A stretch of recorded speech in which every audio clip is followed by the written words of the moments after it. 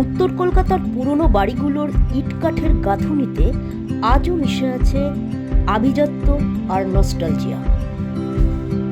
সামনে দাঁড়িয়ে বরানগরের মৈত্রবাড়ির প্রাচীন স্থাপত্য। চোখের সামনে ভেসে ওঠে শতবর্ষ আগের সোনালী দুপুর।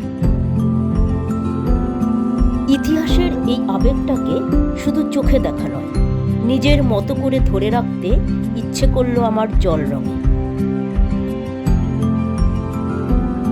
বিশাল দালান আর পুরনো থামগুলোর প্রতিটি কোণ যেন কথা বলে।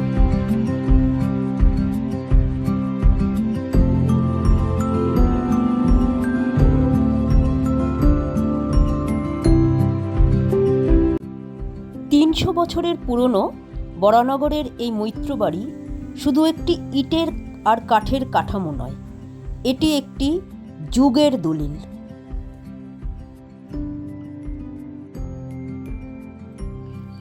কান পাতলে আজও যেন শোনা যায় ঠাকুরদালানে সেই পুজোর উৎসব। শুধু একটা ছবি আঁকা নয়, আলতো করে স্পর্শ করা চলে যাওয়া একটা সময়কে।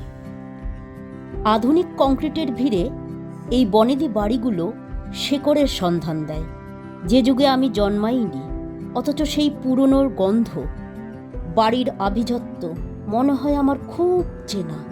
তখন মনে হয় আমার তুলি দিয়ে ওদের একটা জীবন দান করলাম।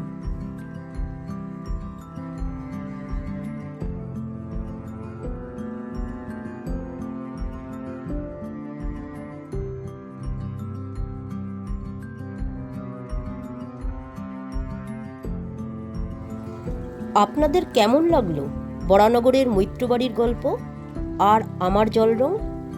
কমেন্ট করে জানাবেন। সাথে থাকবেন। এখন আরও অনেক নস্টালজিক যাত্রার জন্য আমি আরও অনেক ছবি আঁকব।